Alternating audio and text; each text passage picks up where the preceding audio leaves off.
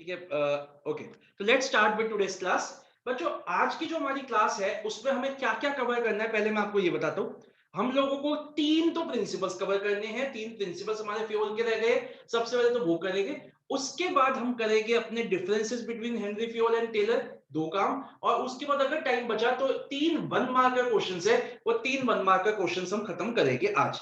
ठीक है, ये हमारा टारगेट है। तो सबसे पहला जो प्रिंसिपल है, आज तीन ही प्रिंसिपल है, तीनों बहुत इंपॉर्टेंट प्रिंसिपल्स है।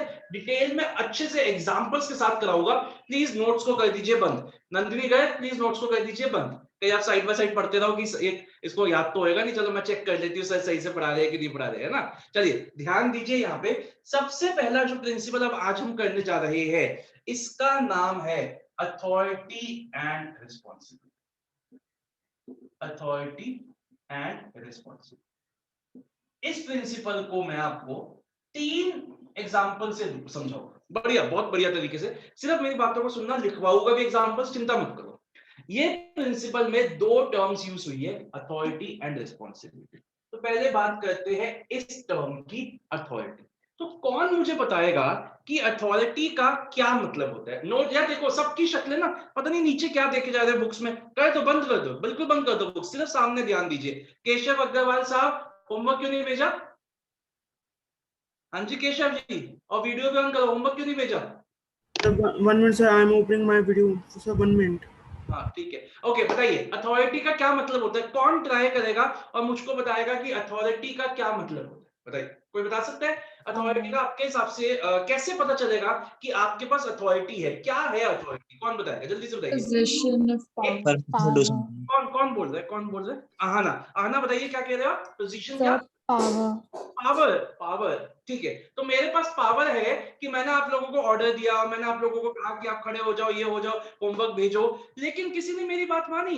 किसी को मैंने बोला नंदिनी को खड़े होने के लिए, खड़ी हुई, बैठ गई, ले बैठ गई, क्या करेगा बेटा। अच्छा, उसके बाद मैंने बोला कि अपना होमवर्क भेज दो, 2 4 5 बच्चों ने भेज दिया। उसके बाद मैंने बोला टेस्ट दे दो, अभी भी एक बच्चे का टेस्ट नहीं आया।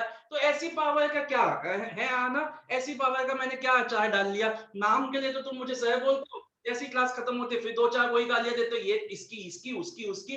हमारे को होमवर्क देता है ऐसी की तैसी, ज्यादा ही आ गया, एक बार सामने आ जाए। ये तो इसका भला है कि वर्चुअल क्लासेस चल रही है, सामने होते ना खोपचे में लेके दो मारते हैं इसको। चलो ये सब तो मेरी ऐसी पावर का क्या हो जाएगा, ठीक है। तो एक चीज की कमी है यहाँ पे, पावर तो ठीक है, पावर के साथ एक वर्ड मिसिंग है। अभी अक्षर कोई और ट्राई कर रहा था, कौन बोल रहा था, बताएगा कोई और बच्चा?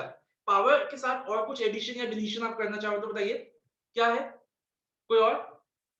अच्छा, है ना, पावर किस चीज की पावर, किस चीज की पावर? पावर तो बहुत सी चीजों की होती So, है। orders देने की power. ऑर्डर्स देने की, तो वही तो बात मैंने आपको बोली। सिर्फ ऑर्डर देने से क्या मेरे को मिल गया? सर नाम के ऑर्डर थोड़ा ना देने हैं, मेरे उन ऑर्डर्स पे अमल किया जाए, मेरे उन ऑर्डर्स को फॉलो किया जाए, तब तो पता चलेगा ना कि हाँ मेरे पास कोई अथॉरिटी है। यस और नो? तो अथॉरिटी का क्या मतलब हुआ? The right of an individual to command, command करना is right, the power of an individual to command and obtain obedience. आई बात समझ में? तो क्या हुआ, अथॉरिटी का मतलब क्या हुआ? The right of an individual to command, यहां देखिए, सब नोट्स में नहीं देखेंगे। The right of an individual, of the manager, of the individual to command and obtain obedience, and obtain obedience, बहुत इंपॉर्टेंट। obtain obedience, इसका क्या मतलब हुआ?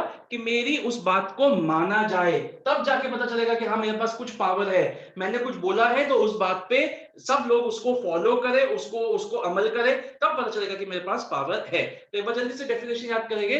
What is authority? Authority is the right of an individual to command and to obtain obedience। एक बार फिर से बोलेंगे, what is authority? It is the right of an individual to command his subordinates and to obtain obedience। एक बार फिर से बोलेंगे, what is authority? It is the right of an individual to command and to obtain obedience। एक बार सब मेरे साथ बोलेंगे, बताइए what is authority, जल्दी से बोलेंगे what is authority, सब बच्चे बोलेंगे। Authority is the right of an individual to Command and command obtain. and obtain obedience. obtain obedience। समझ में आ गई बात? एक बार जल्दी से कृष्ण अरोड़ा जल्दी से बोल देंगे डेफिनेशन एक बार, जल्दी से अरोड़ा साहब जल्दी से बोल दो यार। हाँ जी कृष्ण, बोल दो ना यार। तो बहुत बढ़िया सर, मैं तो बोल रहा हूँ आपके पास आवाज नहीं पहुंच रही है ना सर, नेटवर्क इश्यूज, ये बेस्ट है, कोई कुछ नहीं कह सकता है इसमें, है ना। चलिए कौन बोलेगा, ये बोलेंगे सहज, सहज बोलेंगे, देखो सेम आएगा भी। हाँ बोलिए। The right of an individual to command and obtain obedience. देख ठीक है, समझ में आ गया, the right of an individual to command and to obtain obedience, समझ में आ गई बात।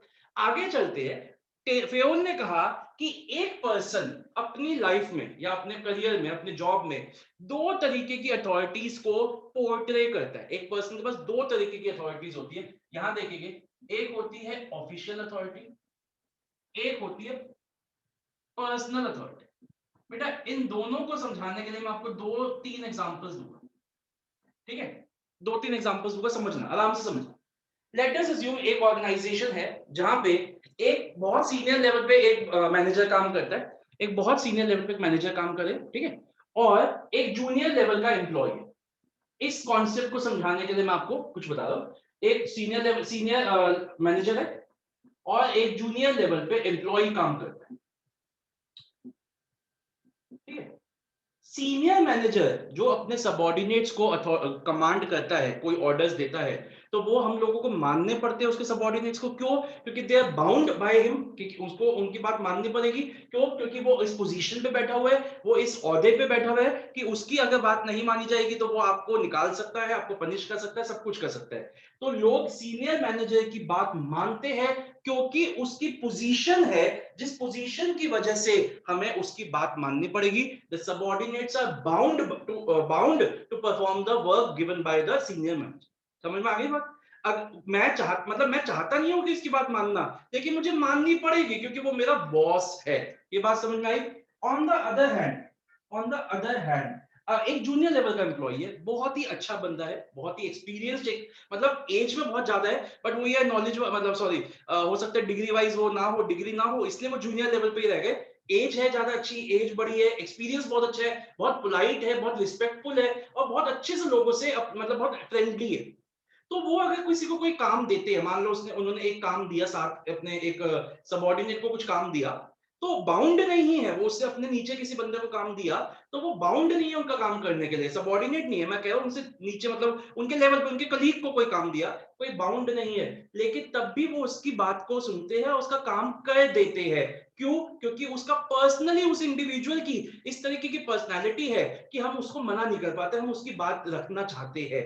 ये क्या हो गई? उस बंदे की इंडिविजुअल पर्सनालिटी हो गई, ये उसकी इंडिविजुअल अथॉरिटी हो गई, जो उसको किसी पोजीशन ने नहीं दी, उसके इंडिविजुअल पर्सोना ने, उसके पर्सनालिटी ने, उसके बिहेवियर ने उसको दी। समझ में आया पहला एग्जांपल? मैंने यहां क्या बोला? ऑफिशियल अथॉरिटी कौन सी होती है? जो एक बंदे की पोजीशन उसको देती है। और इंडिविजुअल अथॉरिटी कौन सी होती है? जो एक पर्सन की बिहेवियर, उसकी पर्सनालिटी उसको देती है। ये बात समझ में आ गया? पहला एग्जांपल समझ में आया? दूसरा एग्जांपल समझाता हूं। इस वक्त अभी, जैसे अभी कोविड से रिलेट करता हूं, करंट का एग्जांपल लेता हूं। प्राइम मिनिस्टर साहब के पीएम ऑफिस से एक लेटर निकला अपोलो हॉस्पिटल्स पे, और उस पे बोला गया है, उनको एक अथॉरिटी, एक ऑर्डर मिला है कि कल आपको इस एरिया में फ्री वैक्सीनेशन कैंप लगाना है। मेरा सवाल आपसे, क्या अपोलो हॉस्पिटल इसको मना कर सकता है? पीएम ऑफिस से आया है, जैसे ही ऑफिस ये आया, गालियां शुरू हो गई, इसकी ऐसी की तैसी, ज्यादा प्राइम मिनिस्टर बन गया तो ज्यादा बन रहा है, चाय वाला ये है वो है। लेकिन ये चाहे कुछ भी देते रहे गाली, लेकिन मना तो नहीं कर सकते ना, लगाना पड़ेगा ना, मना तो नहीं कर सकते। एक ये ऑफिशियल अथॉरिटी हो गई। अब on the other hand, Sonu Sood साहब ने रिक्वेस्ट की है अपोलो हॉस्पिटल्स से कि आप इस एरिया में एक कैंप लगा दीजिए, क्योंकि इधर जो लोग रहते हैं वो अफोर्ड नहीं कर सकते, मैं आपका साथ दूंगा इसको एग्जीक्यूट करने में। मेरा सवाल आपसे, क्या अपोलो हॉस्पिटल्स वगैरह बाउंड है सोनू सूद को? क्या कोई लायबिलिटी रिलेशन है इनके बीच में? नहीं। वो चाहते तो मना कर देते, लेकिन नहीं किया, क्योंकि उन्होंने देखा यार ये बंदा इतनी हेल्प कर रहा है, सबको पता है इस वक्त सोनू सूद एक मसीहा बने हुए, सबकी हेल्प करे, तो हम इसकी बात को रखते हैं और हम इसको मना नहीं करेंगे। ठीक है, ये क्या होगी इस बंदे की? Individual authority. It is not the official authority. यहाँ पे कोई पोजीशन की वजह से अथॉरिटी नहीं है, यहाँ उस पर्सन की इंडिविजुअल पर्सोना की वजह से अथॉरिटी। समझ में आ गए दोनों एग्जांपल्स? ठीक है, समझ में आए? और हाँ जी, कोई कुछ पूछ रहा है, बताइए Sir, अगर you have given an example of Sonu Sood, एक मिनट, कौन पूछ रहा है पहले तो ये बताइए। केशव, हाँ केशव बताइए। अगर सर सोनू सूद की कोई अथॉरिटी नहीं है, पर सर अगर सोनू सूद की किसी मिनिस्टर से लिंक होता तब सर कुछ हो सकता था? अगर वो अपने लिंक भी हो तब भी कोई मतलब नहीं, तब भी कोई नहीं है। जैसे मान लो मैं अपोलो हॉस्पिटल में किसी डॉक्टर को जानता हूँ, ठीक है, वो रिलेशन है, लेकिन वो मेरे को मना बाउंड तो नहीं है ना, मेरे को बाउंड तो नहीं है ना मेरा काम करने के लिए। मैंने बाउंडेशन वर्ड बोला। अगर पीएम के ऑफिस से एक लेटर आता है कि कल आपको ये कैंप लगाना है, तो चाहे रिलेशन हो या ना हो या कुछ भी हो, यू आर बाउंड, आप उसको मना नहीं कर सकते हो। तो बाउंड मैं बोल रहा हूँ कि उसकी पोजीशन की वजह से हम उसको मना नहीं कर सकते। Relation is different thing, relation का कोई मतलब नहीं है। सोनू, अच्छा चल आज बताते, सोनू सूद का रिश्तेदार काम करते हैं अपोलो हॉस्पिटल में, लेकिन वो मना कर सकते हैं ना उनको कि बाउंडेशन तोड़ने की, भाई भाई है हमारा तो हम करेंगे। लेकिन उन्होंने मना नहीं किया क्योंकि वो रिलेशन में हो या ना हो, क्योंकि वो सोनू सूद की रिस्पेक्ट करते हैं, उस पर्सन की इंडिविजुअल अथॉरिटी। ठीक है, समझ में आ गया बच्चों? तो ये दोनों एग्जांपल समझे। ऐसे कल मैं एक और एग्जांपल ले रहा हूं, हो सकता है कुछ बच्चों ने मूवी देखी हो, कल ऐसे नेटफ्लिक्स पे सब कुछ ही देख दिया, तो देख डाला तो कुछ बचा नहीं, तो मैंने कहा एक ऐसी मूवी को निकाल लिया, आप लोगों ने देख भी रखी होगी, और वो अभी इस वक्त मेरे को ज्यादा थोड़ी इसलिए अच्छी लगी क्योंकि उसका बॉलीवुड रीमेक बनने वाला है। वो इंटर्न देखी होगी, कल आपने देखी थी ना इंटर्न, देखी भी होगी कल, नहीं मतलब आप लोगों ने देखी भी होगी। तो उसका बॉलीवुड में आ रहा है, दीपिका पादुकोण और अमिताभ बच्चन आ रहे हैं उसी रोल में। तो उसमें भी अगर आप देखो तो जो वो पर्सन था जो इंडिविजुअल उस लेवल पे काम करता था, इंटर्न के लेवल पे, लेकिन उसके कलीग्स उसको ज्यादा रिस्पेक्ट करते थे। क्यों? क्योंकि अगेन वही उसका पर्सोना इस तरीके से था, दैट इज इंडिविजुअल अथॉरिटी। ठीक है, सीईओ से ज्यादा उसकी बात को रखते थे, उसकी बात को सुनते थे। इनफैक्ट सीईओ से बात करता था। क्यों? अगेन इंडिविजुअल अथॉरिटी, कोई ऑफिशियल अथॉरिटी वो नहीं है। तो दो अथॉरिटीज कौन सी हुई? ऑफिशियल अथॉरिटी क्या हुई? It is the authority of an individual to command, authority to command. Command जब हम किसी वर्ड यूज करते हैं तो वहां पे बाउंडेशन आ जाती है। जब हम किसी को कमांड देते हैं तो वहां पे इफ एंड बट नहीं होता, वहां पे चॉइस नहीं होती। मैं आपको कोई कमांड दे रहा हूं तो आपको वो कमांड फॉलो करनी पड़ेगी, वहां पे आप इफ एंड बट नहीं कर सकते। एंड पर्सनल अथॉरिटी क्या है? It is the authority of the individual manager. जो इंडिविजुअल है, जो एक मैनेजर है, लेकिन वो एज एन इंडिविजुअल लोगों से कुछ काम करवाता है, तो वो होती है हमारी पर्सनल अथॉरिटी। दोनों में फर्क समझ में आ गया? ऑफिशियल में, पर्सनल में, एग्जांपल समझ में आ गए? आगे चलते हैं।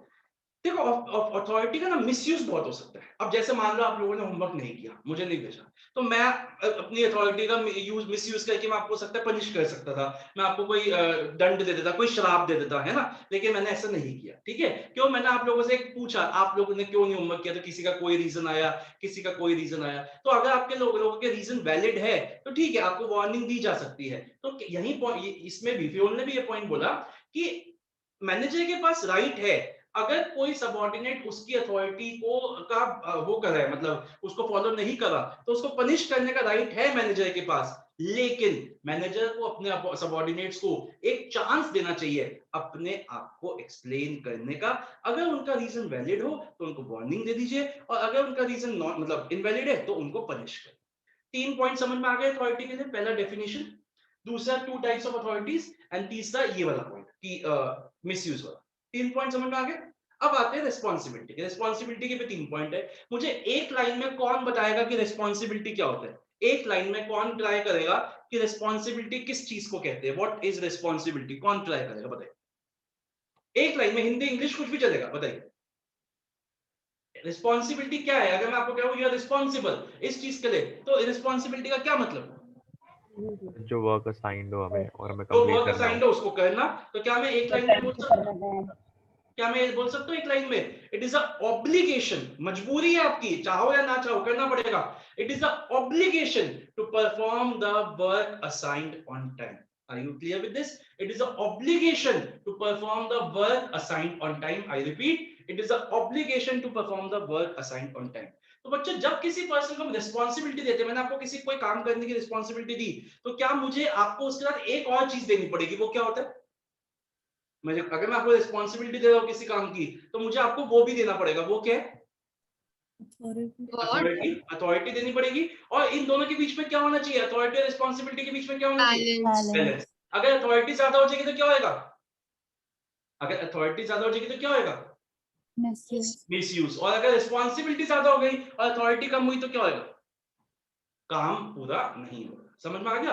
तो रिस्पॉन्सिबिलिटी के 3 पॉइंट क्या है? पहले definition, it is a obligation to perform the assigned task on time. दूसरा, when the person is given responsibility he must also be given the authority, the authority must balance the responsibility. दूसरा point, तीसरा point, if authority will be more, it will lead to misuse of authority.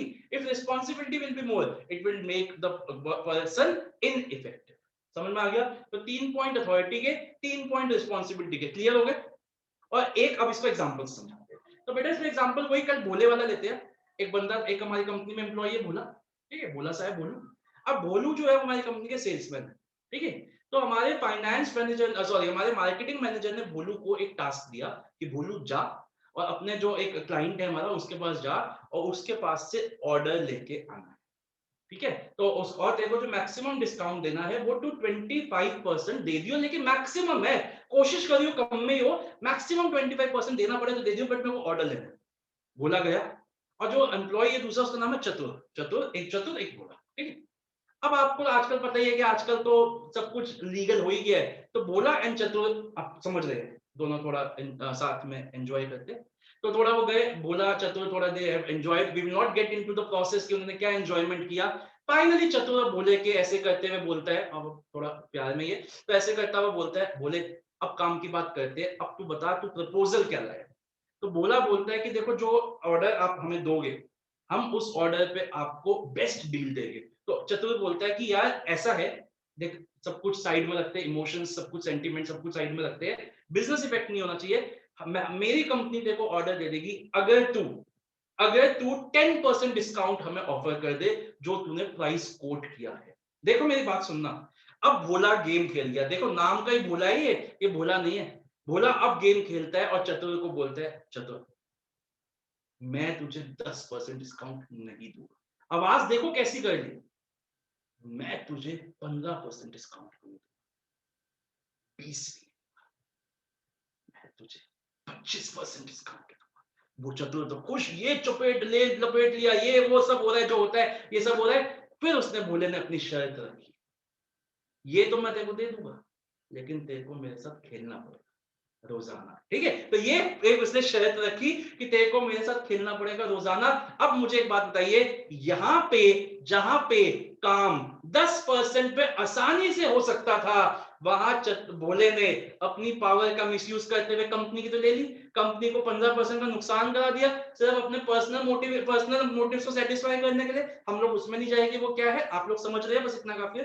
तो उसको satisfy करने के लिए उसने क्या किया, कंपनी का नुकसान करा दिया। This is a case of more authority less responsibility, उल्टा करते हैं, यहां मिसयूज हुआ। अगर बॉस कहता है कि 8% से ज्यादा 5% से ज्यादा डिस्काउंट नहीं दोगे, गया भोला चतुर के साथ खेला कूदा सब हुआ, चतुर ने बोला भाई फाइनल बता डील क्या है, तो उसने बोला हम तेरे को ये बेस्ट ऑफर देंगे, तो उसने बोला मैं 10% डिस्काउंट से कम में बात नहीं मानूंगा।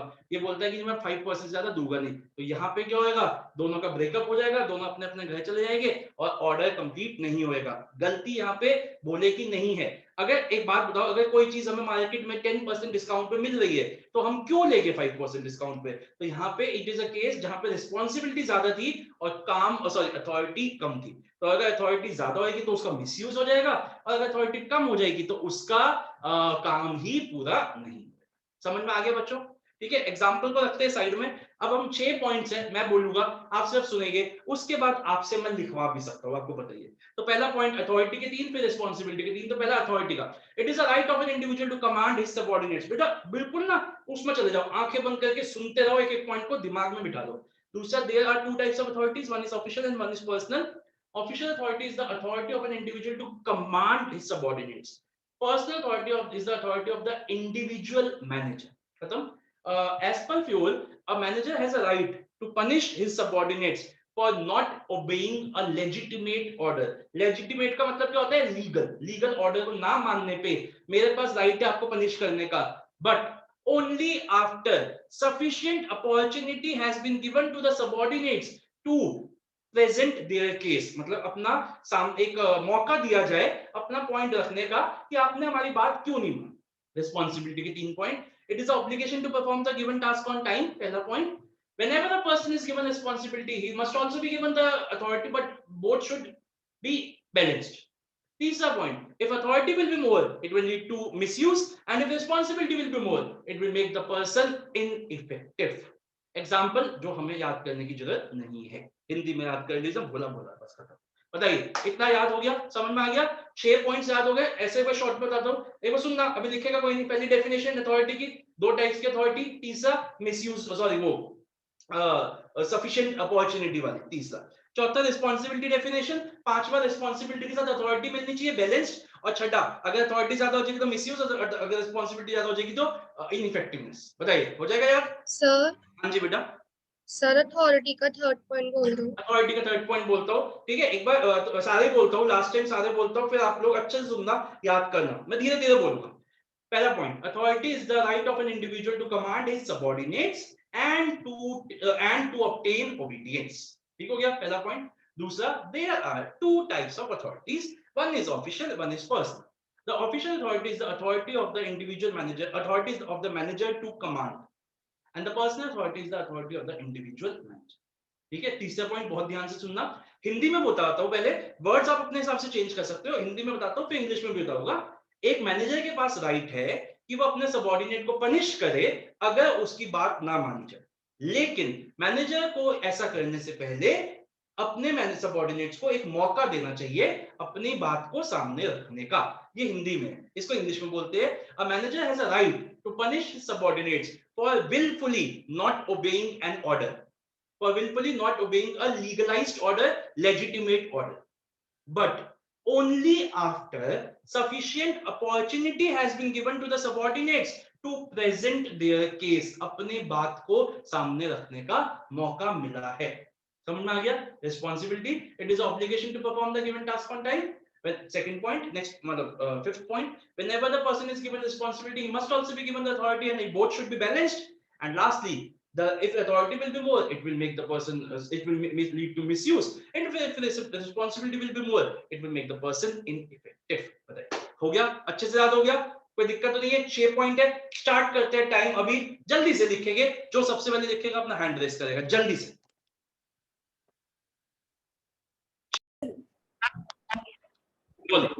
Authority is the right to command subordinates and obtain obedience. Okay, बिल्कुल सही है बच्चों, अपने हिसाब से मार्क्स दीजिए। अगर ऑब्टेन ओबीडियंस वाला वर्ड नहीं लिखा तो हाफ नंबर मिलेगा, पूरा लिखा तो 1 नंबर। जल्दी से, very good. Mallika, second point. Authority is of two types, personal and official authority. Okay. Official authority means right to command, and हाँ. individual authority means the authority of an individual. बिल्कुल सही। अगर आपने ये पूरा लिखा तो 1 मार्क, अगर आपने एक अथॉरिटी लिखा तो आधा, अगर आपने सिर्फ नाम लिखे तो भी आधा। Okay, Aahana, second third point. The manager has a right to punish the subordinate for not obeying the orders, but only after giving him an opportunity to tell opportunity his to case. Present their case. ये पूरा लिखा है तो 1 mark, अगर आपने अपने हिसाब से देख लीजिए, आधा अधूरा लिखा है तो हाफ नंबर। अक्षत, रिस्पांसिबिलिटी का पहला पॉइंट बोल। Responsibility is the obligation of doing a task within specified time. हाँ, बिल्कुल, obligation to perform the given task on time, 1 mark. Okay, Suhana, next point बोलिए रिस्पांसिबिलिटी का। Fayol insisted there must be a balance between authority and responsibility. इस पे एक चीज और लिखनी है, अगर वो अलग से पॉइंट बनाया आपने तो ठीक है, पर अगर नहीं बनाया तो इस पे लिखना है कि whenever a person is given authority, he must also be given the responsibility। ये भी लिखना है इसमें, अगर आप लोगों ने अलग बनाया तो कोई बात, ठीक है? चलिए, ये दोनों पॉइंट अगर लिखे हैं तो 1 नंबर, अदरवाइज हाफ। आगे चलते हैं, उसके बाद लास्ट पॉइंट कौन बताएगा? तनिशी, आप बताओ, वो वाला मिसयूज वाला पॉइंट बताइए। If authority is more, it may lead to misuse. हाँ जी। And if responsibility is more, it will make the person ineffective। हो जाएगा सबके? ठीक है, क्लियर है? 6 पॉइंट सबने लिख लिए, याद हो गए अच्छे से? Example 1 point. चलिए आगे चलते हैं। अब हमारे 2 प्रिंसिपल्स बचे हैं। नेक्स्ट प्रिंसिपल का नाम है, किसी को कुछ पूछना तो नहीं, किसी तरीके का कोई डाउट तो नहीं? अब आइए, नेक्स्ट प्रिंसिपल का नाम है स्केलर चेन। मैं ना ये वाला प्रिंसिपल का मेरे को जानबूझ के लास्ट में करवा रहा हूँ। वैसे तो प्रिंसिपल अच्छा है, लेकिन बहुत एजम्पशंस के ऊपर बेस्ड है। ये जो प्रिंसिपल है कई सारी एजम्पशंस के ऊपर बेस्ड है, इसलिए मुझे इतना अच्छा नहीं लगता, पर ठीक है, जो भी, हम क्या कर सकते हैं, हम फेवर थोड़ी ना है। यहाँ ध्यान दीजिएगा, अपने नोट्स को करिए बंद, बहुत ही सिंपल तरीके से समझाऊंगा।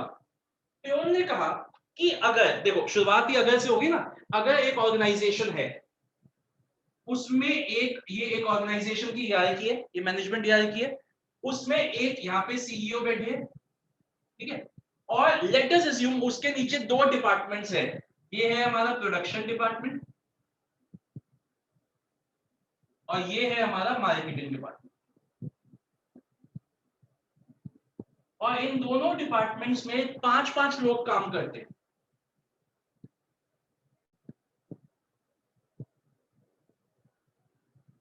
और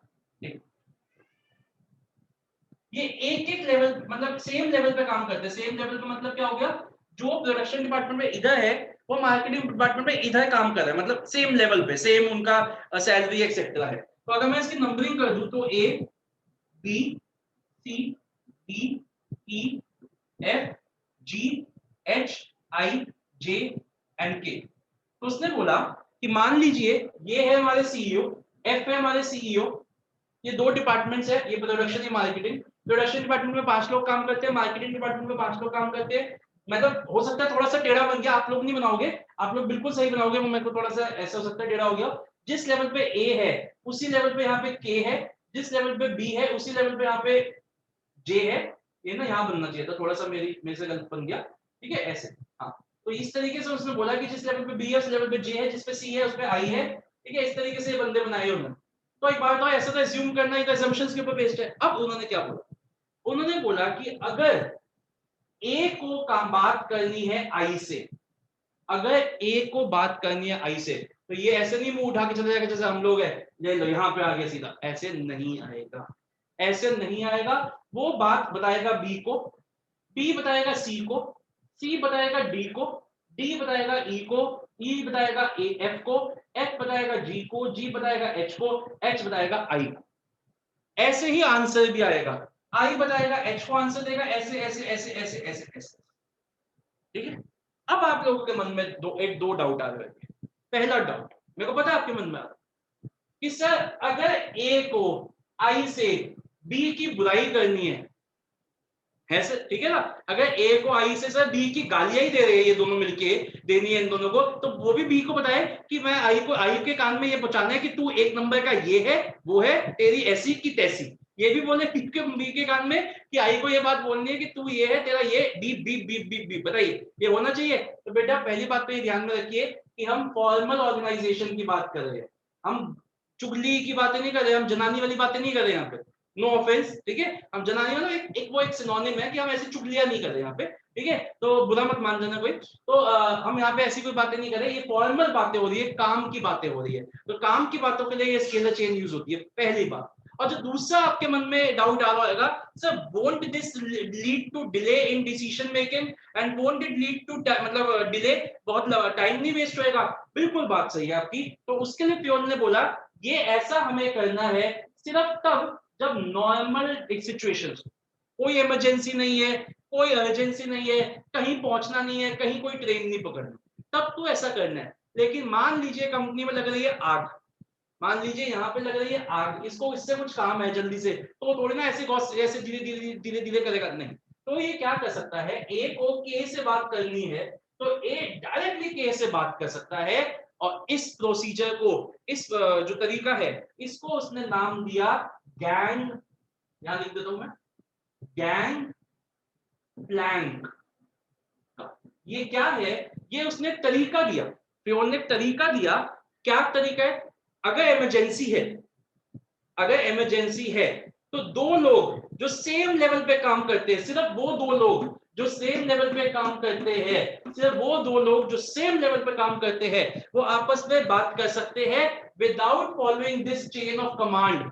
लेकिन उसमें भी आपको क्या करना पड़ेगा, बी को अपने अपने सीनियर्स को बताना पड़ेगा कि हम एक कम्युनिकेशन कर रहे हैं without following the chain of command. तो क्या बोला gang plank, what is gang plank? It is a shorter route, it is a shorter route which can be used in the times of emergency, by which two people who are working at the same level can communicate directly with each other without following the official chain of command by informing their superiors।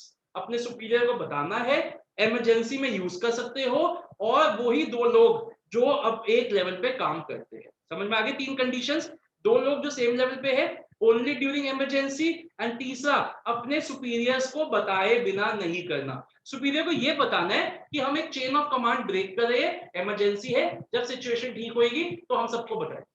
समझ में आ गई बात, ठीक है।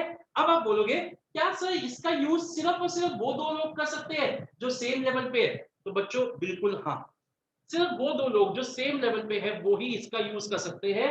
अगर B को जी से बात करनी है तो वो इसका यूज नहीं कर सकता, ऐसा फ्योल ने कहा था, ऐसा फ्योल ने कहा था। लेकिन जैसे हम सबको पता है ये प्रिंसिपल्स क्या है, एवोल्यूशनरी, टाइम टू टाइम ये प्रिंसिपल्स चेंज होते हैं। तो आज की डेट में ऐसे भी यूज हो सकता है, ऐसे भी यूज हो सकता है, कैसे चाहो वैसे यूज हो सकता है।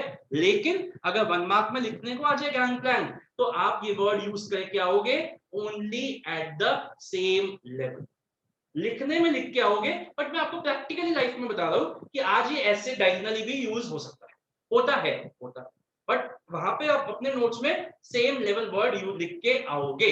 बताइए समझ में आ गया, क्लियर हो गया?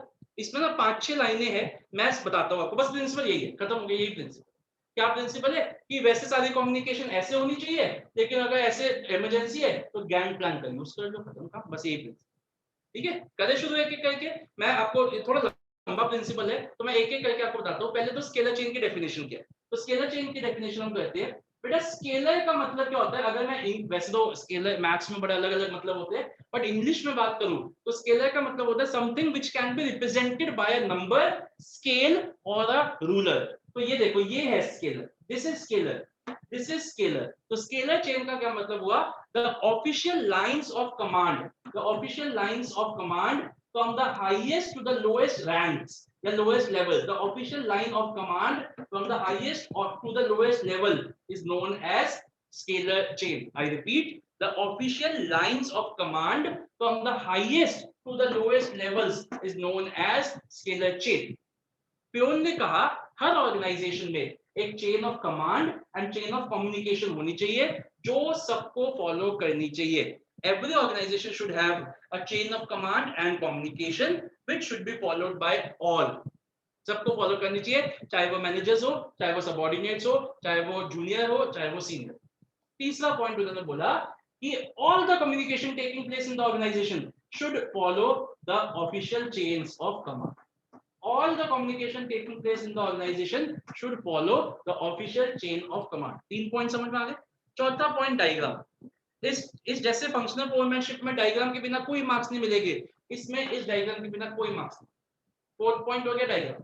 5th पॉइंट हो गया बहुत बड़ा एग्जांपल, पूरी कहानी लिखेंगे। अगर ए को के से बात करनी है तो ए डायरेक्टली नहीं करेंगे, ए पहले बी को बोलेंगे, फिर बी सी को बोलेंगे, सी डी को बोलेंगे, डी ई को बोलेंगे, ई एफ को बोलेंगे, ऐसे ऐसे करके एक पेज भर देना। ठीक है, एक पेज भर देना, बहुत बड़ा पेज बना देना, बड़े सारे लोग बना देना, ऐसे पूरी कहानी लिख दो। ठीक है, ऐसे मत करना। ठीक है, ओके, ये हो गया 5वां पॉइंट। फिर 6वां पॉइंट हम लिखेंगे, however in the case of emergency two people working at the same level can use gangplank। ये लिखा। फिर नेक्स्ट लाइन पे गैंगप्लैंक की डेफिनेशन लिखेंगे। What is gangplank? It is a shorter route, it is a shorter route suggested by fuel by which two people working at the same level can directly communicate with each other after informing their respective superiors, after informing their respective superiors। बताइए समझ में आ गया बच्चों? कोई doubt तो नहीं है किसी के मन में? टाइम कांस्टेंट है इसलिए लिखवाऊंगा नहीं, आप लोगों की मौज हो गई, लेकिन एक बार डिस्कस करते हैं। सबसे पहला पॉइंट डेफिनेशन, इधर ध्यान दीजिए। सबसे पहला पॉइंट डेफिनेशन मन में रिकॉल करेंगे। सेकंड पॉइंट फ्यूल वाला की पूरी सारी की सारी एक चेन होनी चाहिए, एक chain of command and communication होनी चाहिए। दूसरा पॉइंट, तीसरा वही फिर से कि सारी की सारी कम्युनिकेशन इसको फॉलो करके ही होनी चाहिए। 3 पॉइंट। चौथा डायग्राम। 5वां एग्जांपल, डायग्राम को एक्सप्लेन किया बेसिकली। 6वां गैंगप्लैंक। 7वां गैंगप्लैंक की डेफिनेशन। बताइए समझ में आ गया? फिर से बोलूं एक बार, पूरा बोलूं? ओके। सबसे पहला पॉइंट क्या है? Scalar chain, the official chain of command from the highest to the lowest rank is known as scalar chain. Clear है? पहला। दूसरा, according to Fayol every organisation should have a chain of command and chain of communication which should be followed by all. 2 हो गए। तीसरा, all the communication in the organization should follow the official chains of command। वही line फिर से लिख। चौथा diagram. 5वां example ये एक्सप्लेन करोगे कि अगर बी को इससे बात करनी है तो ये सारा ऐसे करना है। ठीक है, 5। 6वां, however if there is emergency the subordinates can use gangplank। 6वां हो गया। 7वां, what is gangplank? 3 कंडीशंस होती है, इमरजेंसी, सीनियर को इन्फॉर्म करना है और सेम लेवल। तो क्या बोलेंगे? Gangplank is a shorter route suggested by fuel by which two people working at the same level can communicate directly with each other only after this informing their respective superiors in case of emergency. समझ में आ गया बच्चों? Clear है? कोई doubt तो नहीं किसी के मन में भी किसी भी तरीके का? ओके, तो ये टाइम थोड़ा कम है क्योंकि अभी आज हमें एक डिफरेंसेस भी करने हैं। ऐसा करते हैं, इसके बाद का एक लास्ट प्रिंसिपल और करते हैं, फिर तीनों को एक बार रीड करेंगे, ठीक है? तीनों को रीड करेंगे। तो बहुत ही बेकार प्रिंसिपल अब करवा रहा हूं मैं आपको, सबसे ही बेकार है, जिसका नाम क्या है? इसका नाम है subordination of individual interest to general interest. ये समझ में आ गया? अच्छा बच्चों, इसको बनाते हुए ना बच्चे एक सेकंड, इसको बनाते जब है ना बच्चे एक दो गलतियां कर देते हैं, पहले मैं आपको वो बताता हूँ। इसको बनाते वक्त अक्सर क्या गलती करते हैं बच्चे? ये हमने बनाया, बच्चे ना इसको नीचे से बंद कर देते हैं। This is not a triangle, you are not required to make a triangle here. आपको क्या करना है? आपको ये जो बनाया, आप इसको पहले तो यहाँ पे ऐसे लेवल्स बना दीजिए, 3 4 1 2 3 4 ऐसे लेवल्स बना दीजिए। एक ये हो गया, आपने यहाँ पे नंबरिंग कर दी, A B C D E F G H I। फिर आप ये वाला ज्वाइन कर दीजिएगा, हमें बंद नहीं, आप इसको भी ज्वाइन कर सकते हो हमें, लेकिन उसके नीचे इसको ऐसे खींचना है दोनों लेवल्स को, इसको ट्राइंगल नहीं बनाना, ये गलती मत कर, ट्राइंगल बना देते अक्सर। हाँ जी बच्चों बताइए, कोई एक बच्चा कोई डाउट पूछ रहा था, बताइए। हाँ जी मानवी बोलिए। सो डाउट नहीं है, पूछ रही थी कैन आई लीव? अच्छा हाँ, आपकी क्लास थी। हाँ आप चलो, ठीक। Sir, I also have test. नहीं ये कोई नहीं है, इतना टेस्ट नहीं, सबका टेस्ट नहीं हो रहा। 15 मिनट और रुक जाओ, टेस्ट के लिए 15 मिनट आगे हो जाओ। एक बच्चे ने कल से परमिशन दे रखी है, वही कहते हैं ना, उंगली पकड़ाई पूरा हाथ खींच लिया, ऐसे नहीं। अब रुक जाओ, बैठ जाओ, चलो ओके। अब आइए लास्ट प्रिंसिपल पे, जिसका नाम है subordination of individual interest to general interest. Last principle क्या कह रहा है? सबऑर्डिनेशन, बहुत ही बड़ा नाम है इसका, subordination of individual interest to general interest. कोई नाम से मेरे को बता सकता है कि ये क्या हुआ, क्या कह रहा है ये? कोई नाम से मेरे को बताएगा ये प्रिंसिपल क्या कहता है? बड़ा ही सिंपल है, नाम से बताओ। Subordination of individual interest to general interest का क्या मतलब हुआ आपके हिसाब से? कोई बता पाएगा? इंग्लिश को हिंदी में करो, क्या मतलब हुआ? सारे एम्प्लॉइज को अपने इंडिविजुअल गोल्स के साथ काम करते करते ऑर्गेनाइजेशनल गोल्स को भी अचीव करना चाहिए, ठीक है, बट वो इतना अच्छा मतलब नहीं है इसका, बताइए। ओके, तो मेरा सवाल आपसे ये है, कौन बताएगा मेरे को कि एक ऑर्गेनाइजेशन की रिस्पांसिबिलिटीज किस किस की तरफ होती है? बताइए, ये बताइए मेरे को, एक ऑर्गेनाइजेशन की रिस्पांसिबिलिटी, एक बिजनेस की रिस्पांसिबिलिटीज किस किस की तरफ होती है? बताइए। या एक बात बताइए कि बिजनेस में किन किन लोगों का इंटरेस्ट होता है? ये बताइए कि एक बिजनेस में किन किन लोगों का इंटरेस्ट होता है? कौन बताएगा? ओनर्स। Very good, owners. और बताइए? Workers. एम्प्लॉइज लिख दूं? वर्कर्स की जगह एम्प्लॉइज लिख देता हूं। और बताइए? Community, very good. और बताइए? Shareholders, very good, shareholders. और बताइए? Government, exactly, government. और टैक्सेशन बॉडीज, यस और नो? और बैंक्स, फाइनेंशियल सिस्टम्स एक्सेट्रा। समझ में आए? अब एक बात बताइए, कस्टमर, वेरी गुड। सोसाइटी में लिख लेते, यहाँ लिख देते, एक और अलग से बना दो, कोई नहीं, कस्टमर, वेरी गुड। अब मेरा सवाल आपसे, मैं ये नहीं कह रहा कि ये इंपॉर्टेंट नहीं है, लेकिन क्या सिर्फ यही इंपॉर्टेंट है? ये सब लोग क्या बारात में आए? ये भी तो इंपॉर्टेंट है, यस और नो? अगर कोई डिसीजन बिजनेसमैन सिर्फ इन लोगों को लेके ध्यान में रख के लेता है, तो क्या ये नहीं है कि ये सबका नुकसान हो जाएगा? ऐसा नहीं है। तो ये प्रिंसिपल कहता है कि जो भी डिसीजन एक बिजनेस को लेना है, सबको ध्यान में रखते हुए लेना है, सबको ध्यान में रखते हुए लेना है। सिर्फ कुछ एम्प्लॉइज, एक या कुछ एम्प्लॉइज के पर्सनल इंटरेस्ट को प्रमोट करने के लिए नहीं लेना। जैसे नाम से पता चला, subordination of individual interest to the general interest. Subordination of individual interest to the general interest. समझ में आया पॉइंट? ठीक है।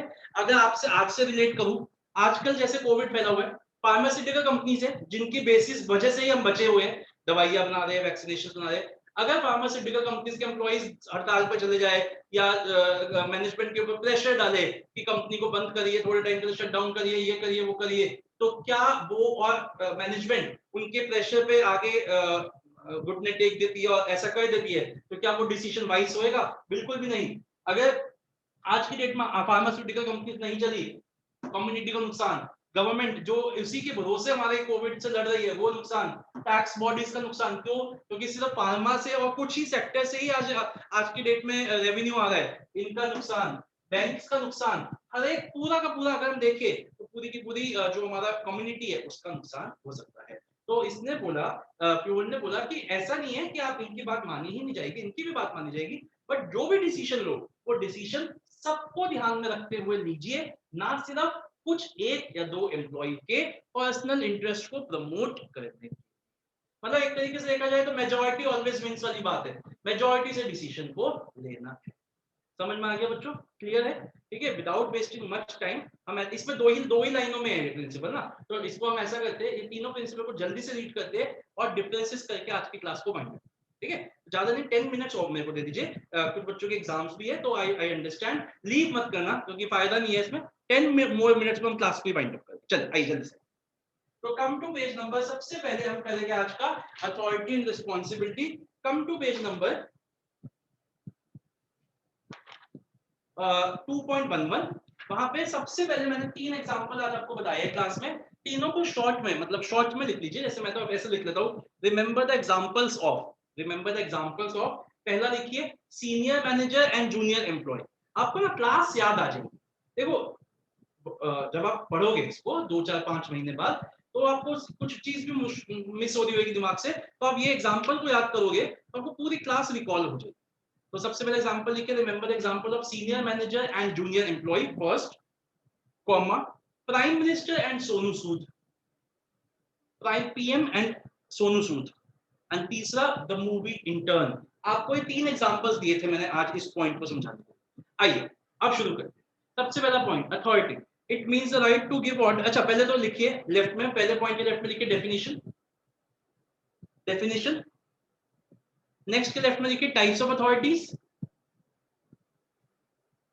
नेक्स्ट के लेफ्ट में लिखिए टाइप्स ऑफ अथॉरिटीज, थर्ड के लेफ्ट में लिखिए सफिशिएंट अपॉर्चुनिटी, फोर्थ के लेफ्ट में लिखिए डेफिनेशन ऑफ रिस्पॉन्सिबिलिटी, फिफ्थ के लेफ्ट में लिखिए बैलेंस,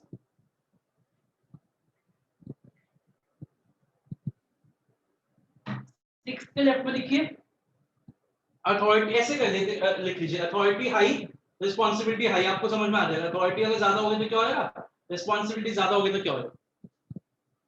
एंड सेवंथ के लेफ्ट में लिखिए एग्जाम्पल।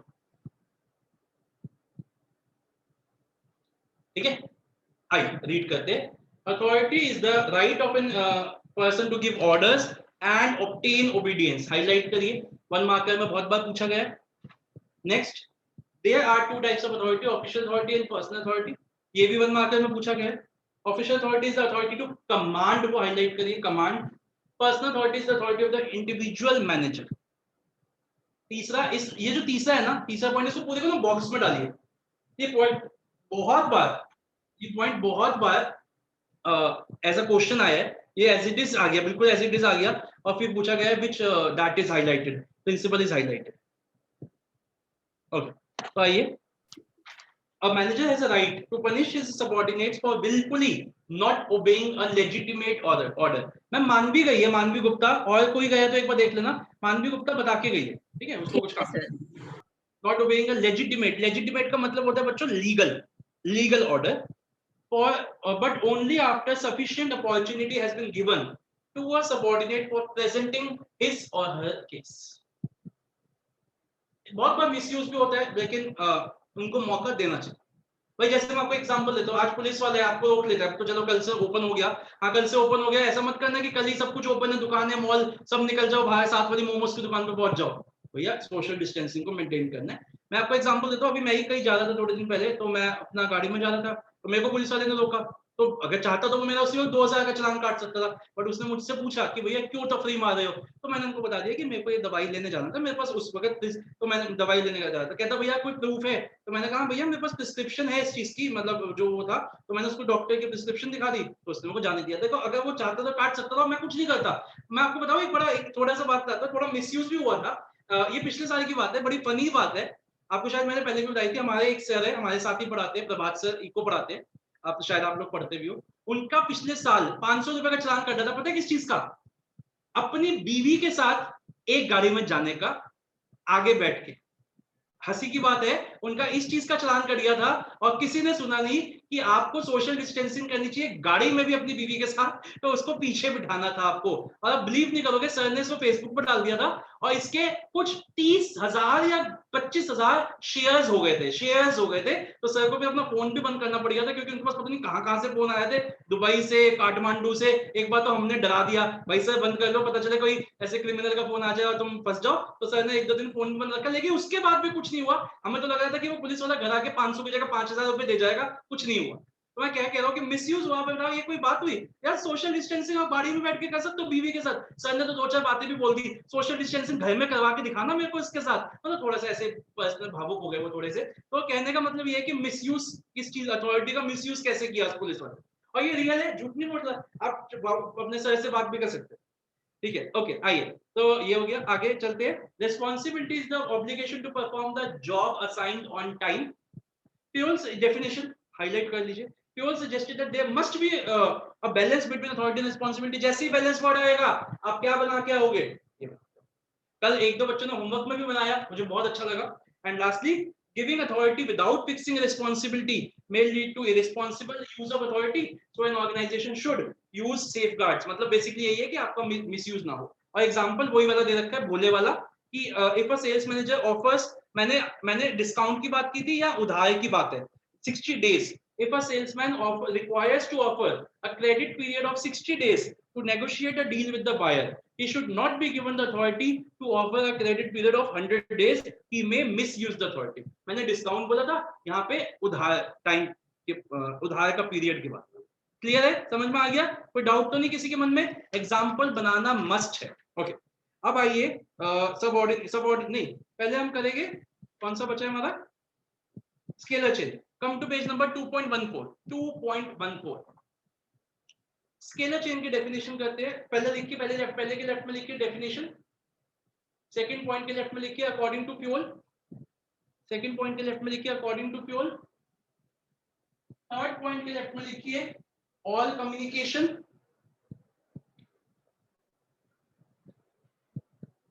फोर्थ के लेफ्ट में लिखिए एग्जांपल, फोर्थ के लेफ्ट में लिखिए एग्जांपल, फिफ्थ वो डायग्राम बना हुआ है, सिक्स्थ के लेफ्ट में लिखिए gang plank, gang plank, plank का मतलब तो बताइए, प्लैंक का मतलब क्या होता है? फट्टा, ठीक है? अब गैंग क्यों लगा दिया वो मुझे नहीं पता इसके आगे। और सेवंथ के आगे लिखिए डेफिनेशन ऑफ गैंग प्लैंक, एथ एग्जांपल है और नाइन्थ एडवांटेजेस है, ठीक है? वो सब ठीक है, पहले ही बहुत बड़ा हो चुका है ये प्रिंसिपल। आइए शुरू कर। स्केलर का मतलब लिख लीजिए बच्चों, अपने समझने के लिए लिख लीजिए। स्केलर का मतलब something which is represented by a number, scale or ruler. Something which can be represented by a number, scale or ruler. इसमें भी लिखिए, कभी भी डायग्राम के बिना इसको मत एक्सप्लेन करना, ये छोटा सा डायग्राम बना के आना ही आना। Okay, never explain without diagram. शुरू कर। Formal lines of authority from the highest to the lowest ranks are known as scalar chain. Underline करिए, formal lines of authority. According to Piolle, organizations should have a chain of command and a chain of communication that should run from top to bottom and should be followed by all the managers and the subordinates. बेटा वही line को active sense, passive sense, present perfect, past perfect में बोले जा रहे हैं। The principle of Piolle suggests, scalar chain suggests that all the communication from top to bottom should follow official lines of command. Same ही है, फिर से वही line बोल दी। फिफ्थ, अब देखिए एग्जांपल को कंसीडर करें, इस वाले एग्जांपल को जो इन्होंने डायग्राम बनाया ना इसको। Let us consider that there is a situation that there is one head A who has 2 lines of authority under him. One line consisting of B, C, D, E, F, other line consisting of L, M, and O, P. If he has to communicate with O, who is at the same level of authority, then he has to take the route E, D, C, B, A, L, M, and O. ठीक है ना? अक्षत खुश हो रहा है, ये तो मेरी जैसी कहानी लिखी हुई है यहाँ पे, है ना? This is due to the principle of scalar chain being followed in this situation. According to Piolle, this chain should not be violated in the normal course. Underline the term normal course. This chain should not be violated in the normal course of business. अगर कोई emergency नहीं है तो, अब आइए next point पे. However, if there is an emergency, then he can directly contact O through Gangplank. Underline, highlight करिए Gangplank. Gangplank को बॉक्स में लिखा है क्योंकि अलग से बहुत बार आया है Gangplank. वेरी इंपॉर्टेंट, मार्क करिए Gangplank. इसमें it is a shorter route. Highlight करिए shorter route suggested by and has been provided so that communication is not delayed. Thus, in order to avoid delays, Fuel suggested Gangplank. अब definition देखते हैं. Gangplank enables two subordinates at the same level. Underline करिए at the same level. लिख के भी आना है. आज क्या होता है उसको भूल जाओ. जो फ्यूल ने बोला था वो ये था. At the same level to communicate directly with each other on urgent matters. However, they will have to inform their respective superiors. एक बात समझ में आ गई? क्लियर है? कोई डाउट तो नहीं? Okay. अब एग्जांपल उन्होंने बोला है कि in practice we do not find workers directly going to CEO of the company. If at all he has to talk to CEO, तो उसको पूरी की पूरी चेन फॉलो करनी पड़ेगी. अपने मैनेजर को, फिर वो अपने मैनेजर को, फिर वो अपने मैनेजर को, ऐसे ये लिखा हुआ है. और उसके बाद एडवांटेजेस दे रखिए. स्मूथ फ्लो होएगा, कोई कम्युनिकेशन गैप नहीं होएगा, सब लोगों तक सारी बात पहुंचेगी, कोई कंफ्यूजन नहीं होएगा, यूनिटी ऑफ कमांड फॉलो होएगा. क्योंकि देखिए ना, यूनिटी ऑफ कमांड तो ऑटोमेटिकली फॉलो हो जाएगा क्योंकि एक जने को एक ही जने से ऑर्डर मिलेगा. यस और नो? एक जने को एक ही जने से बात कर सकता है तो यूनिटी ऑफ कमांड तो ऑटोमेटिकली फॉलो हो जाएगा. यस और नो? ठीक है, चलिए आइए. अब आइए लास्ट प्रिंसिपल पर चलते हैं जो बिल्कुल ही बेकार प्रिंसिपल है. Subordination of general interest to individual interest. Sorry, individual interest to general interest. Come to page number 2.13. According to Fuel, the interest of the organization should take priority over the interest of any one individual employee. मतलब पूरी organisation का जो interest है वो ज्यादा मायने रखता है, ज्यादा इंपॉर्टेंट है एक या कुछ एम्प्लॉय से.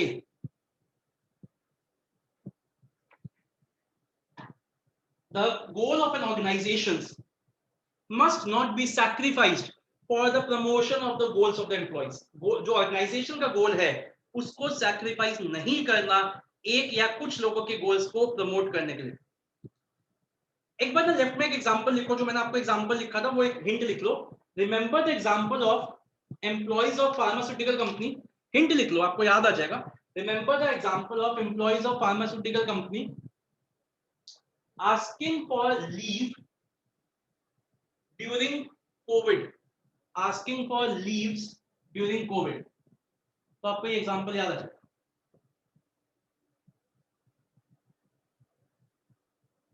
Okay. Every worker has some individual interest for working in the company. The company has its own objective. For example, the company want to get maximum work at competitive cost. On the other hand, the employees want to work the least and get the maximum salary. In all the situations, मैंने इसको box में इसलिए रखा है, एक reason है. The interest of the group will supersede the interest of any one individual. This is because, यहाँ से पूरा हाईलाइट करिए. This is because से पूरा हाईलाइट करिए. The larger interest of the workers, the stakeholders are more important than the interest of any one individual employee. For example, interest of stakeholders like owners, shareholders, creditors, debtors, financiers, customers, and society at large should not be sacrificed for the individual employee or subgroup. समझ आया? Clear है? कोई doubt तो नहीं किसी के मन में? बच्चों अब देखिए, वैसे मेरे को अभी दो चीजें करानी थी लेकिन मैं दो चीजें नहीं कराऊंगा. मैं सिर्फ एक चीज कराऊंगा. हमारे टेलर भी खत्म हो गया और फ्यूल भी खत्म हो गया. टाइम को ध्यान में रखते हुए आप इस पेज पे आ जाइए 2.17. अपने आप ही डिफरेंसेस पे को छुपा लीजिए. सिर्फ बेसिस ओपन रखिए. सिर्फ बेसिस ओपन रखेंगे, डिफरेंसेस को छुपा लीजिए. लास्ट काम फॉर टुडे. सिर्फ बेसिस को ओपन रखिए और डिफरेंसेस को छुपा लीजिए. मन में अपने आप बताना. मैं आपको थोड़ा सा हेल्प कर देता हूँ. टेलर एक ने दी थी साइंटिफिक मैनेजमेंट और फ्यूल ने दी है जनरल मैनेजमेंट. ठीक है, थ्योरी. तो देखिए उससे क्या क्या होगा. अगर हम बात करें पर्सपेक्टिव की, तो आप मेरे को बताओ फ्यूल के प्रिंसिपल्स, सब बच्चे तो ध्यान दीजिए. फ्यूल के प्रिंसिपल्स किसकी तरफ ज्यादा है? जनरल मैनेजमेंट की तरफ है या वर्कर्स की तरफ है? टेलर से कंपेयर करो तो आप मुझे बताइए कि जो फ्यूल के प्रिंसिपल्स है वो ज्यादा किसकी तरफ है? मैनेजमेंट की तरफ है या वर्कर्स की तरफ?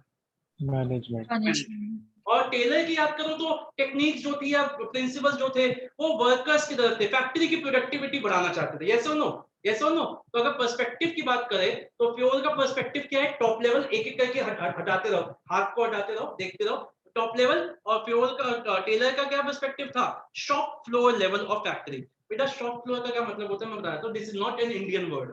ये आउटसाइड का है, बाहर जहां वर्कर्स काम करते हैं उसको फैक्ट्री में शॉप फ्लोर कहा जाता है, इसलिए इसको शॉप फ्लोर बोले। आप समझने के लिए लिख भी सकते हो, बेसिकली वर्कर्स, अपने समझने, ठीक है। शॉप फ्लोर से कंफ्यूज मत होना। What is shop floor? India के बाहर जो फैक्ट्री होती है वहां पे जब वर्कर्स काम करते हैं वहां पे शॉप फ्लोर कहा जाता है, ठीक है। ओके, सेकंड बेटा एक बात बताइए, यूनिटी ऑफ कमांड किसने फॉलो करने को कहा था और किसने फॉलो करने को नहीं कहा था? बताइए।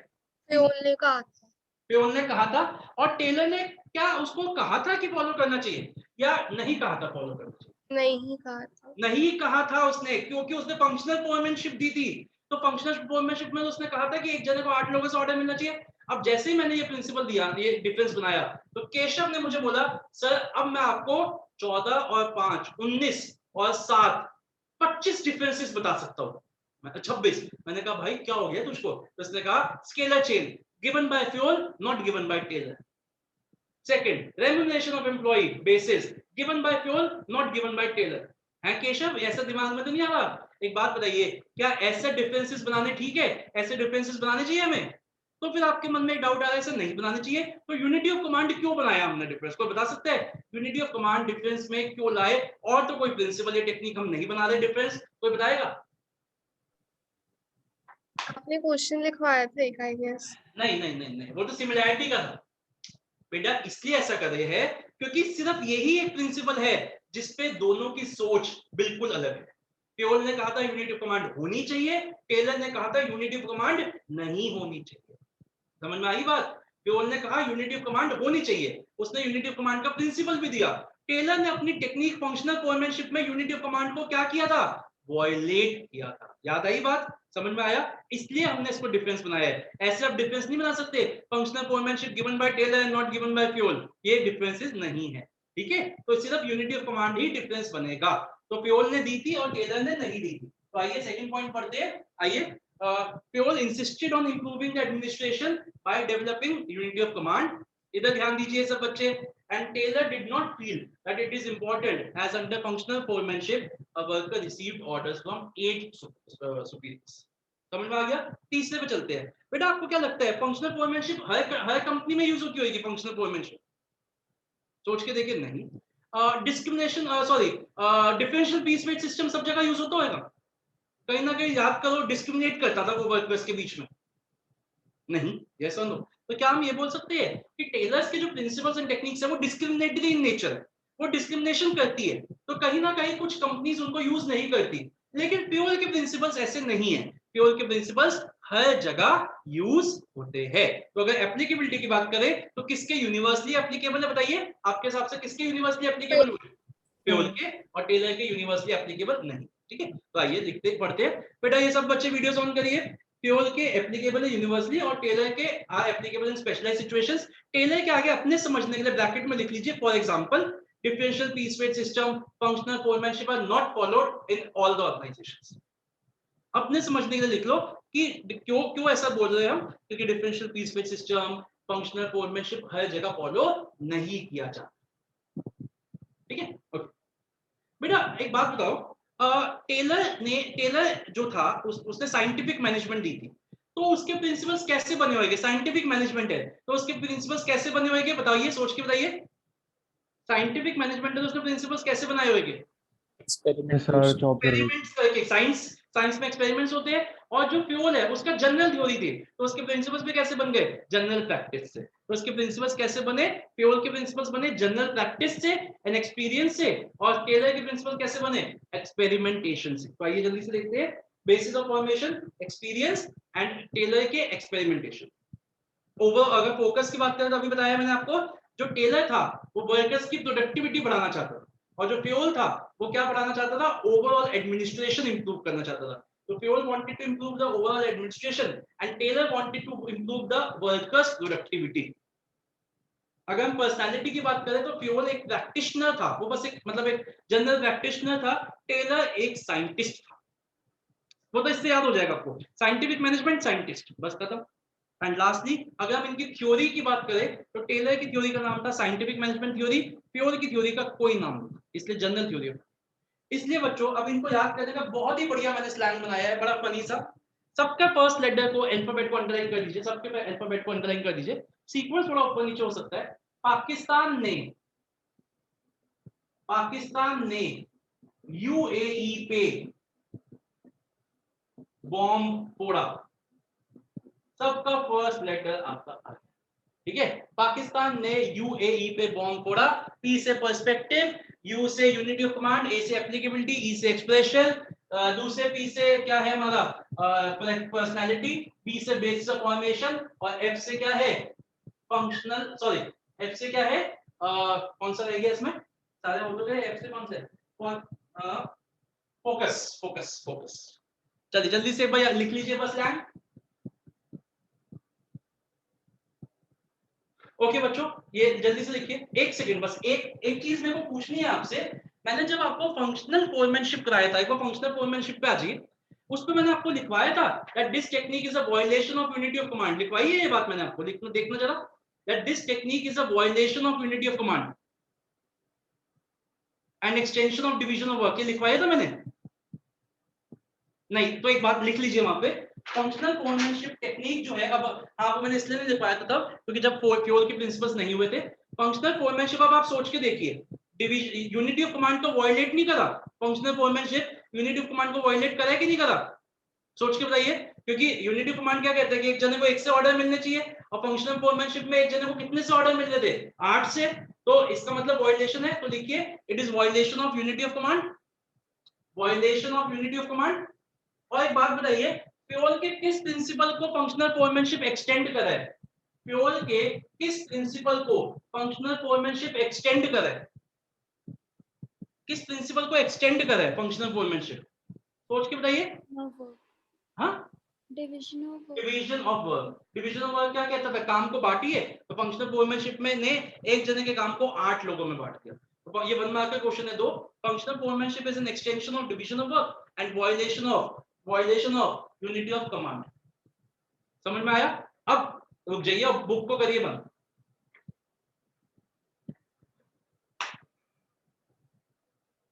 अब यहां ध्यान दीजिएगा, देखो बच्चों, अब हमारा क्या बचा, एक मिनट और दे दीजिए, बस 2 मिनट और दे दीजिए अपना। अब हमारा इस चैप्टर में बचा क्या है, मैं आज आपको इस चैप्टर के, यहां ध्यान देंगे सब, कोई लीव नहीं करेगा, एमसीक्यूज का असाइनमेंट एंड केस स्टडीज का असाइनमेंट भेजूंगा, ठीक है। नेक्स्ट सैटरडे, आज है 6, 7, 8, 9, 10, 11, 12 तारीख को, 12 जून को, इस चैप्टर के हमारे 2 बड़े क्वेश्चंस बचे हैं, एक इंपॉर्टेंस और एक फीचर्स ऑफ प्रिंसिपल्स, वो खत्म करेंगे। 12 जून को हम इस चैप्टर को फिनिश करेंगे, ठीक है, खत्म। 13 जून को, जो 13 जून होएगा, उस दिन हम करेंगे इसकी एमसीक्यूज, ठीक हो गया, समझ में आ गया। 13 जून को एमसीक्यूज करेंगे। 13 जून को मैं बताऊंगा आपको, 12 या 13 जून को मैं बताऊंगा इसका 2 घंटे का टेस्ट कब होगा, समझ में आ गया आपको, ठीक है। फिर हम नेक्स्ट वीक, उसके जो नेक्स्ट वीक होएगा 13, इसके बाद जो नेक्स्ट वीक होएगा, उसमें हम केस स्टडीज करेंगे इस चैप्टर की भी और नेचर चैप्टर, नेचर की भी अभी हमने डिस्कस नहीं की और इसकी भी नहीं की, तो अब नेचर की भी करिए, केस स्टडीज का असाइनमेंट में भेज चुका हूं, इसका भी करिए, दोनों का करिए, वो हम इस वीक उसके नेक्स्ट वीक में करें, ठीक है, समझ में आ गया। तो नेक्स्ट वीक 12 तारीख को सैटरडे को हम 11 बजे अपने नॉर्मल टाइम पे मिल रहे हैं। अब अपना होमवर्क देखिए, अभी कोई सुनिएगा मेरी बात, आज हमने तीनों प्रिंसिपल्स वन टाइम और डिफरेंस हमारे को 1 टाइम लिख के आज शाम तक ही भेजने हैं, ये नहीं कि आप नेक्स्ट सैटरडे को भेजेंगे, आज शाम तक ही भेजें। क्लियर है? किसी के मन में कोई डाउट तो नहीं है? ठीक है, और आप इसको रिवाइज करना शुरू कर दीजिए, क्योंकि लंबा चैप्टर है, आप 1-2 दिन में नहीं कर पाओगे, तो आज से ही रिवीजन इसकी शुरू कर दीजिए। ऑल ओके, क्लियर है? और फिर बोल रहा हूँ, बार-बार बोल रहा हूँ, अपना एज अ वेल विशर समझिएगा, आपके छोटे भाई, सॉरी बड़े भाई जैसा ही हो, कि कल से मॉल्स वगैरह खुल रहे हैं, सब कुछ ही खुल रहा है, प्लीज डू नॉट, मतलब वो कहते हैं ना, भावनाओं में मत बह जाना कि जा रहे हो बाहर, जो वो ले ले और सब कुछ करना है, थोड़ा सा अभी भी डिस्टेंस को मेंटेन। ओके बच्चों, तो we are meeting on next Saturday at our normal time 11 AM, we will complete this chapter. Okay, bye bye, take care. Thank you sir. Okay बेटा, बाय बाय। सर